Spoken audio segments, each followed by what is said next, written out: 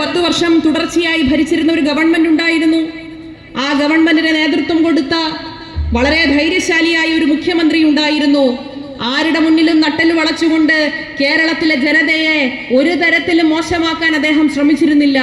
എന്നാൽ ഞങ്ങളുടെ നാട്ടിൽ തിരുവനന്തപുരത്ത് കടൽ പണിക്ക് പോയ തൊഴിലാളികളെ കാണാതെയായി. കേരളത്തിന്റെ മുഖ്യമന്ത്രി എന്താ പറഞ്ഞത്? അത് തീരദേശമല്ലേ, അങ്ങോട്ടൊക്കെ പോയാൽ എന്താണെന്നറിയില്ലേ നമുക്കെന്ന് പറഞ്ഞു. ഏതാണ്ട് 10-11 ദിവസം കഴിയേണ്ടി വന്നു അദ്ദേഹത്തിന് ആ കുടുംബത്തെ സന്ദർശിക്കാൻ, ആ കുടുംബത്തെ ഒന്ന് വിളിക്കാൻ, ആ കുടുംബത്തിന്റെ സങ്കടങ്ങൾ കേൾക്കാൻ. അത്ര തന്നെ ദിവസങ്ങൾ കേരളത്തിന്റെ ഇന്നത്തെ മുഖ്യമന്ത്രിക്ക് എടുക്കേണ്ടി വന്നു എന്നത് ഇന്ന് ജനങ്ങൾ കണ്ടുകൊണ്ടിരിക്കുകയാണ്. PM ശ്രീ വിഷയത്തിലെ ഈ പുതിയ ഗവൺമെന്റിന്റെ ഇടപെടൽ, ഇവിടെയാണല്ലോ നമ്മുടെ വിദ്യാഭ്യാസ മന്ത്രി ഉള്ളത്. എന്താ മുസ്ലിം ലീഗ് പറഞ്ഞത്? PM ശ്രീ അറബിക്കടലിൽ. ഇപ്പൊ അറബിക്കടൽ അറിയാത്തത് കൊണ്ടാണോ കളയാത്തത് എന്ന സംശയം നമുക്കുണ്ട്. അറബിക്കടൽ എന്ന് കാണിച്ചു കൊടുത്താൽ ഞങ്ങൾ ഇതെറിയും എന്ന് പറയുന്നവരാണോ മുസ്ലിം ലീഗുകാർ എന്ന സംശയം നമുക്കുണ്ട്. ജനങ്ങളുടെ വോട്ട് വാങ്ങി വിജയിക്കുമ്പോൾ ആ ജനങ്ങളോട് നീതി കാണിക്കാൻ ഇവിടത്തെ മുസ്ലിം ലീഗായാലും കോൺഗ്രസ് ആയാലും അവർക്കെല്ലാം കഴിയണം. PM ശ്രീയുടെ കാര്യത്തിൽ പറഞ്ഞു, ഇതിൽ നിന്ന് പിന്നോട്ട് പോയാൽ പണം ലഭിക്കില്ല എന്ന് പറഞ്ഞു. ആരാ പറഞ്ഞത്? മുഖ്യമന്ത്രി പറഞ്ഞു, വിദ്യാഭ്യാസ മന്ത്രിയും പറഞ്ഞു. അങ്ങനെ പറഞ്ഞതിന് ശേഷം എന്ത് സംഭവിച്ചു?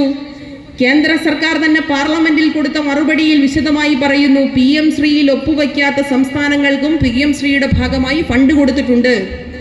ആ കരാറിൽ ഒപ്പുവെച്ചില്ലെങ്കിലും ഫണ്ട് കൊടുക്കുക എന്നത് ഭരണഘടനാ പ്രകാരം ഒരു കേന്ദ്ര സർക്കാർ നടത്തേണ്ട കാര്യമാണ് എന്ന് പറയുന്നു. എന്തിനാണ് ഇങ്ങനെ കള്ളം പറയുന്നത്? എന്തിനാണ് ഇങ്ങനെ ജനങ്ങളെ പറ്റിക്കാൻ വേണ്ടി കള്ളം പറയുന്നത്?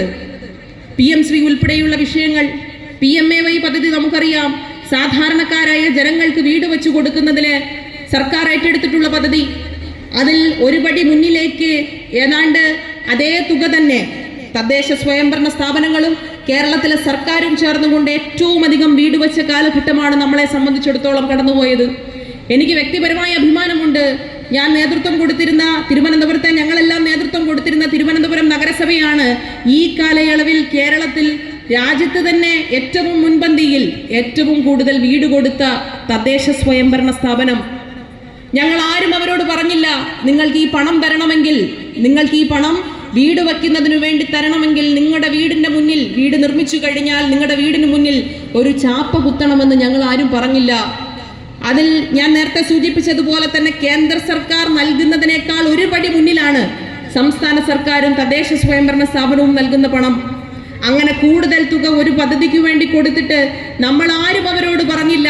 കേരളത്തിന്റെ മുഖ്യമന്ത്രി പറഞ്ഞില്ല, കേരളത്തിന്റെ തദ്ദേശ വകുപ്പ് മന്ത്രി പറഞ്ഞില്ല, കേരളത്തിന്റെ ജനപ്രതിനിധികൾ ആരും പറഞ്ഞില്ല, നിങ്ങളുടെ വീടിന്റെ മുന്നിൽ ഞങ്ങളാണ് നിങ്ങൾക്ക് പണം തന്നത് എന്ന ചാപ്പ കുത്തണമെന്ന്.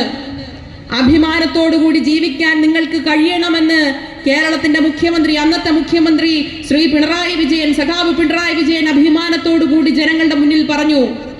അങ്ങനെ അഭിമാനത്തോടുകൂടി പറഞ്ഞപ്പോഴും കേന്ദ്ര സർക്കാർ പറഞ്ഞു, അങ്ങനെയാണെങ്കിൽ ഞങ്ങളുടെ പണം തരില്ല. നിങ്ങളുടെ പണത്തിന് മുന്നിൽ എൻ്റെ ജനതയുടെ, എൻ്റെ ജനങ്ങളുടെ അഭിമാനത്തെ പണയം വയ്ക്കാൻ കഴിയില്ല എന്ന് പറഞ്ഞ ധീരനായ അന്നത്തെ കേരളത്തിലെ മുഖ്യമന്ത്രിയുടെ പേരാണ് ശ്രീ പിണറായി വിജയൻ. അങ്ങനെ ഒരു മുഖ്യമന്ത്രി ഉണ്ടായിരുന്ന നാടാണ് ഈ കേരളം.